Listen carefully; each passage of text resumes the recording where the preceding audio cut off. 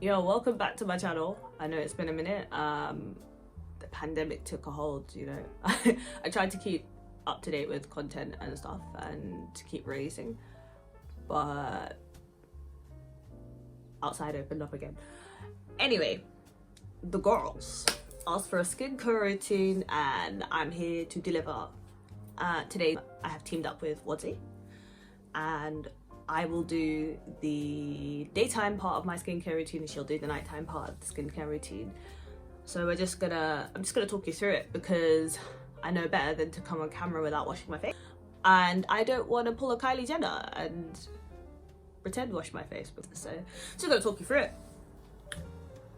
My daytime skincare routine is really simple because I'm a working woman and I don't have time to spend an hour on skincare in the morning. It consists of 4/5 steps.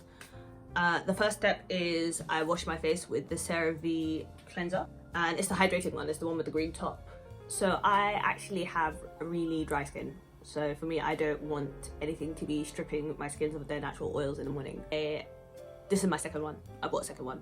So I am sticking with it. I bought a bunch of CeraVe products actually ages ago, and they are really good for eczema prone skin, sensitive skin, because they're not perfumed. They use really simple products, simple ingredients. So I bought a bunch of them and I didn't enjoy all of them. I'm not gonna lie to you, because the moisturizer I felt actually wasn't, even though it's for eczematic skin, it wasn't thick enough. I didn't continue using that, but out of the things I bought for CeraVe, this is definitely the thing that I've continued using as a face wash. If you have oily skin, you probably want to opt for one that's a little bit more soapy, I guess. And they do have alternatives. They have a foaming one and I think they have a gel one as well now.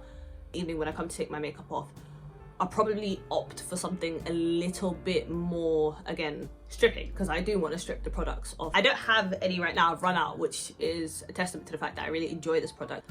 I'll either link it at the bottom or I'll put a picture up on the screen of what it looks like. The Bee face spritz, and I get the chamomile one. It's the blue one essentially. It is a little bit fragrant, but it's a very subtle, gentle fragrance and it doesn't actually burn my skin or anything. And the reason I put the facial spritz on is in preparation for the next step. The next step is best on moist/damp skin. And the next step is a serum or a essence. I have two choices. So I use the hyaluronic acid from The Ordinary. Not everybody enjoys this product. Some people think there are better hyaluronic acids on the market. I think this does a really good job. Like I said, I think the best way to use this is on wet skin. So if you've just washed your face, then that's a great time to put it on. Or if you, like me, put the facial spritz on and then put the hyaluronic acid on, it does a much better job absorbing moisture from when you layer products on top. Or I've been using this glow essence from Boots. It's really actually quite cheap and I've used half the bottle thus far and I've enjoyed it, but I wouldn't be so hasty to buy it yet. Let me finish the bottle before you guys go buy it because I don't want to give you like false expectations. It's really gentle. It doesn't have a scent. Oh, it has a slight scent actually. The hyaluronic acid definitely doesn't have a scent. What I'd say is if you have dehydrated skin, use a hyaluronic acid product of some kind. It doesn't have to be The Ordinary one. And some moisturizers actually already have hyaluronic acid in them.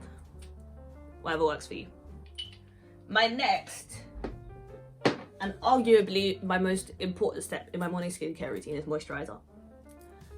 The moisturizer I use on a given day depends on how my skin feels. So I was talking to actually Wadzi herself and Maria, shout out Maria, about how I change my routine depending on how my skin feels on a day.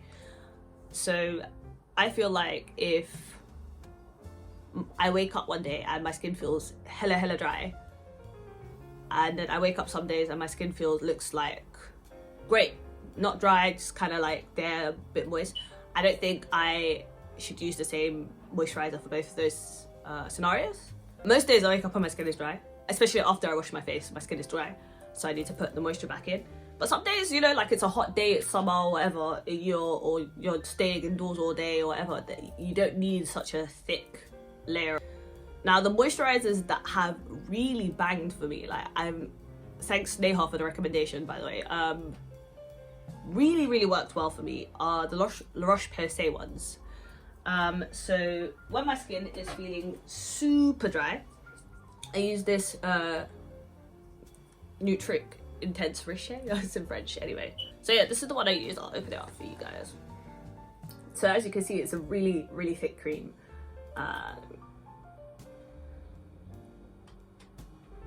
It's a thick cream. Oh, don't know if you can see it, but it's a thick cream. And I've recommended this one to my mum. I've recommended this one to my sister. She's bought it. And they both really like it as well because we all have quite dry skin. Ooh. Okay, now, for example, if... Actually, this works well under a layer of makeup. It will make your makeup fit.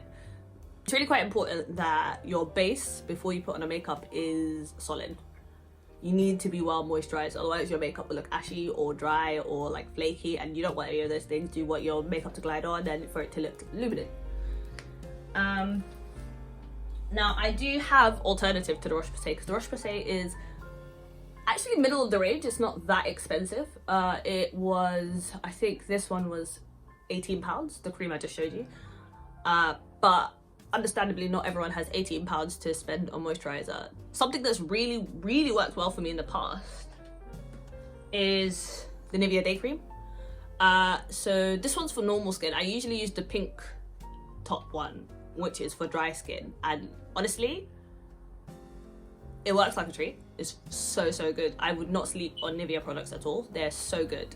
My alternative moisturizers from La Roche-Posay are for days, for example, when I'm not going to wear a layer of makeup, or like I don't want my skin to look shiny, or I've done a really good job on my nighttime skin care routine and I don't need the extra moisturization, and it's these two. So it's the Tolerant Ultra Fluid. Really like it. Again, I'll show you. So as you can see, this one has a lot more of a sort of gel-like texture, and actually works really well under makeup as well. And it leaves your skin feeling really supple and soft. So yeah, definitely would recommend this one. Even if you're a combo girl, this is really good. Even if I would say as far as going if you're an oily girl, but if you're an oily girl, I definitely think this might be better. And this is really good for sensitive skin. All of them are good for sensitive skin, but you know, this one is designed specifically for sensitive skin. And again, it's a gel-like texture, but this one is a lot lighter, so it doesn't coat your skin as much, and it kind of feels, yeah, like it's just hydrating and not necessarily moisturizing. That I have enjoyed is this from Drunk Elephant. This is the most expensive moisturizer out of the ones you've just seen, and actually it's not my favorite. It's got good texture. I think it's finished, to be honest. Oof. Clearly I enjoyed it on some capacity.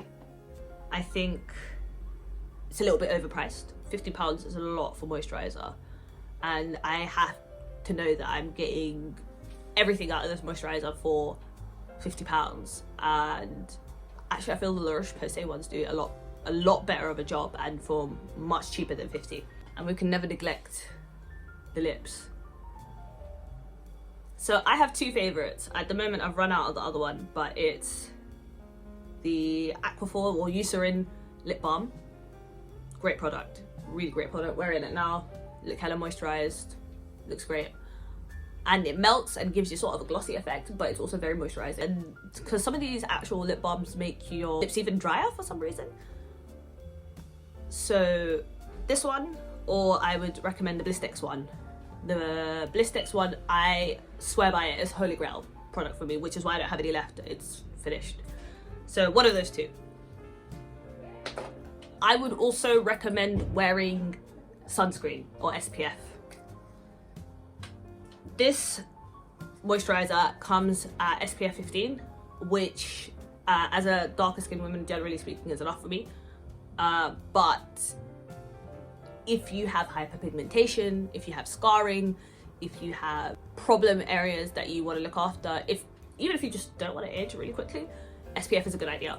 I haven't found one that doesn't really aggravate my skin yet. I've heard the La Roche-Posay one is quite good, but I'm yet to find one that, because heavy metals are quite bad for eczematic skin, that doesn't make me break out into a rash. So I'm still on the hunt for that one, and once I find it, I will let you guys know. If you have no problems with the sunscreen that you're using right now, use it. Continue using it. It's a good idea to use SPF.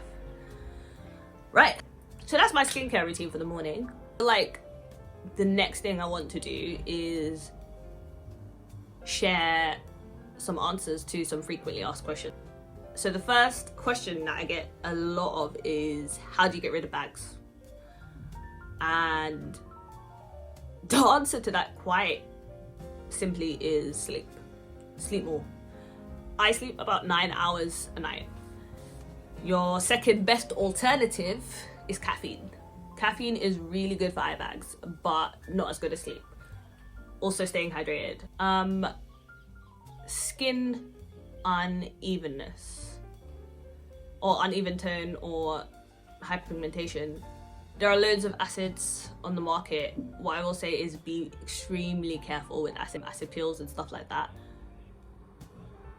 I would even go as far as saying, specifically for acid peels, get them done professionally, don't do them yourself. With acids, I would say use them at night, use them sparingly, use them as little as possible, don't use them every day.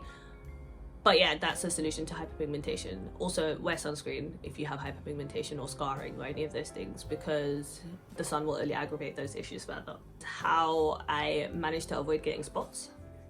Firstly, the biggest contributor to that fact is genetics. I'll be honest. But the second most important contributor to that is actually I maintain a fairly consistent lifestyle. More times when I get spots, it's because there's been a drastic change in my lifestyle. So, for example, if I don't sleep well for a few days, I'll probably get a spot. Hormones are pretty much a big factor in how your skin behaves. Even just your period can cause you to break out sometimes, and it has caused me to break out, and you can't do anything about your lifestyle. I think the best thing you can do is anticipate that there's a lifestyle change coming and just do your best to look after your skin as much as possible.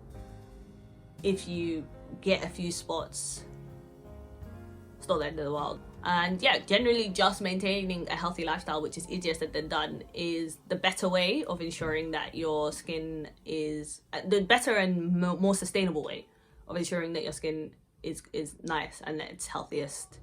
So yeah, thank you for watching. I really hope that you enjoyed this video and it was informative, and I would like to now pass you on to my mate, my colleague, my compadre, for her nighttime skincare routine. I really hope you enjoy. Bye. When I say fake it till you make it, I mean channel the confidence that you want to exude or to give off. So if